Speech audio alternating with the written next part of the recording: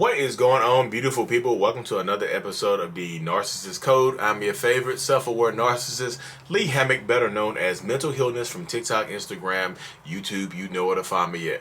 If this is your first time seeing my face or hearing my voice, I'm a diagnosed narcissist, and I use my platform to raise awareness for narcissistic personality disorder, get more people into therapy, and validate the victims and survivors of this disorder as well. So today's episode is going to be about healing before you hop into another relationship. So, and this is just not healing from narcissistic abuse.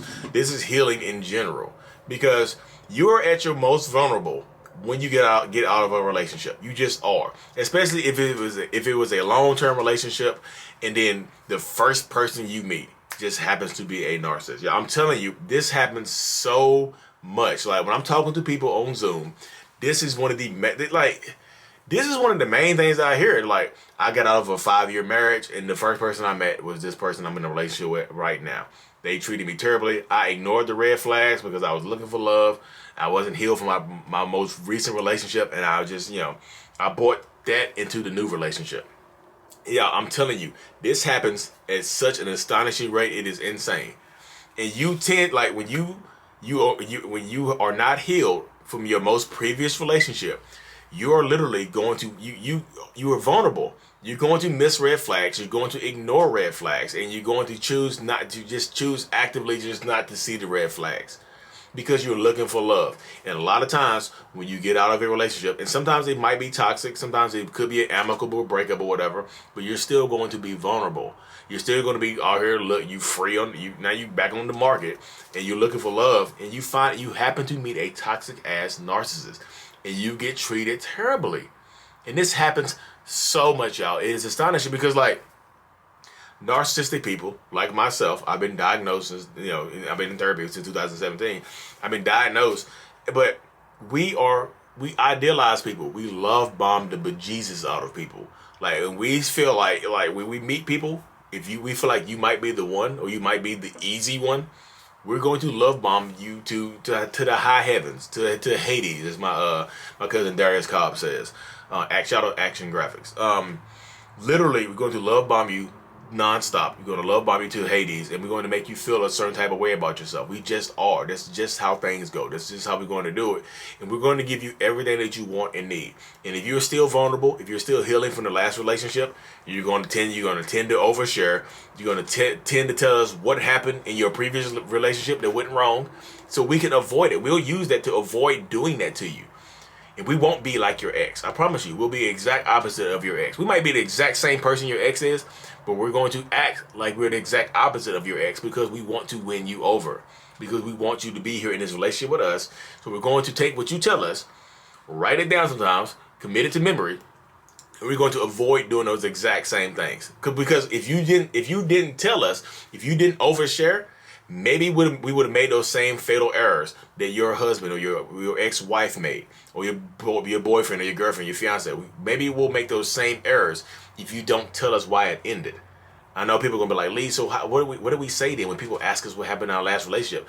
It's none of their damn business. A lot of times, it's like, hey, look, like things just didn't work out. We kind of grew apart, and that's where we are. And if they push that boundary, you can tell that they're pushing against it. If they pushed against that boundary, because they're setting a boundary, things went south. We fell out of love. We grew apart. Whatever. I really don't want to talk about it right now. If they say, come on, tell me what really happened. I know something more happened. If they push against that boundary, y'all, that's a red flag. But a lot of times, if you haven't healed and you're vulnerable, you won't think that's a red flag. You won't think that it's a red flag. You won't think that that's being pushy. You'll think that the person is interested in you. When they're pushing against a boundary that you set, they're violating a boundary that you have set already. When you're getting to know them, they've violated a boundary, which is a huge red flag, and you might not know it's a red flag because you're looking for love, right? You think this person is just super interested in you. Tell me more. No. You don't have to stop there. I want you to feel comfortable with me. I want you to feel safe with me. Please just tell me more. They're pushing against that boundary that you have set. If you, like I said, and you don't notice that because you are looking for love, you don't notice that that's a red flag. You think it's just interest. You think it's interest. You think people are looking for you. You think this person cares about you and things like that, when they are literally just looking for tools to add to the itemized list to weaponize against you later on. And we can say that later on too. We can say, hey, look, I'm not your ex. We'll do a different transgression. We won't do the exact same thing that your ex did. We'll do a different transgression, and we can say, hey, look, I'm not your ex. I'm not going to do the same things your ex did. Is that not true? Answer me that question. I'm going to compare. If your ex-husband was physically abusive to you, or your ex-wife was physically assaulting you or something like that, but I'm emotionally or mentally doing stuff to you, it's not the same, right?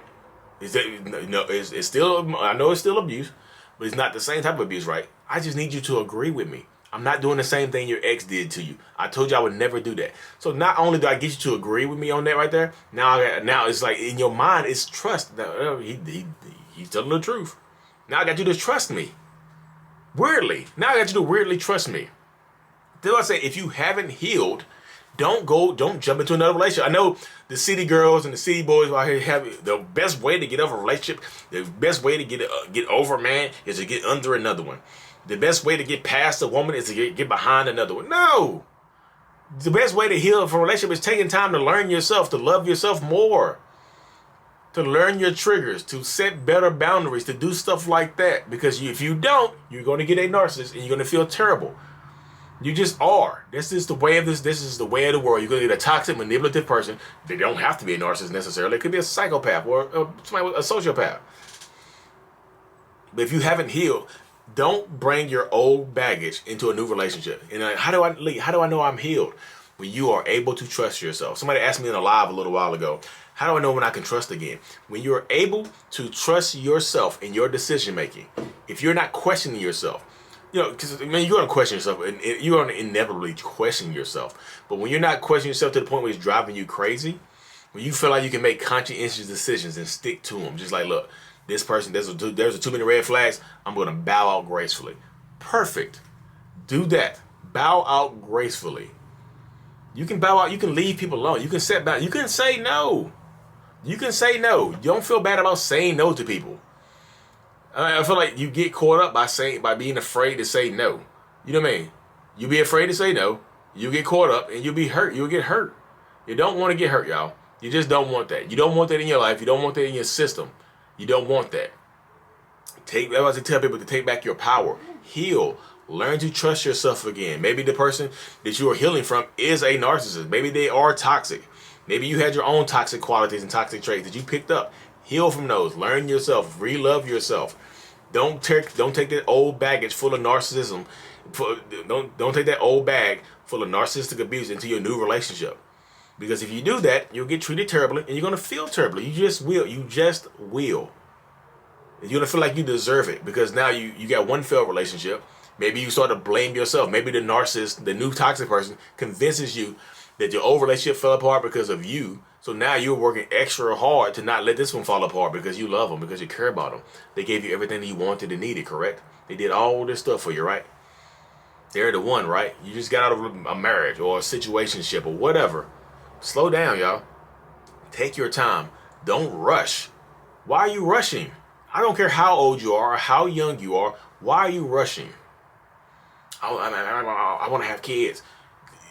In vitro fertilization, insemination, whatever. If you want kids that bad, do it like that. Don't hop into a toxic ass relationship where you got a partner that treats you terribly. Now you got a terrible ass baby daddy or baby mama for the rest of your life you got to deal with for the rest of your existence.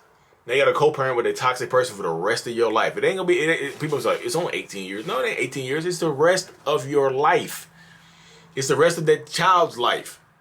Now you wanted a baby so bad, yeah, you got one by a narcissist. Now you feel terrible. Now you're angry and you blaming the world. Why you blaming the world? Why you blaming the world? Don't blame the world, y'all. Sometimes you gotta look inward. Trust yourself. Love yourself more. Love yourself more than that person can ever love you. Because if you don't, I promise you, you're going to get taken advantage of. You're going to get used. You're going to get manipulated. And you're going to feel terrible about yourself. You're going to end up being in therapy for the rest of your life like me. You're going to feel like you're the narcissist or you're the abuser. You're going to feel like you're emotionally abusive. You mean you're going to feel like you're the emotional manipulator. Which you could have picked up some traits from defense mechanisms for being in a toxic relationship for a long time. That's why I say you have to heal first. You have to work through your trauma bond. Don't go into another relationship while you're trauma bonded to your ex. Dear God, that's a recipe for disaster.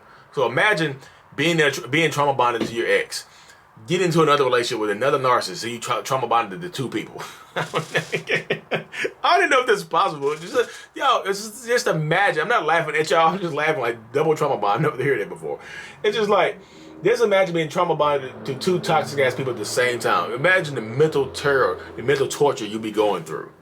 Dear God, take your time, slow down, y'all. Heal first. Don't take the baggage of your old relationships into the new relationships.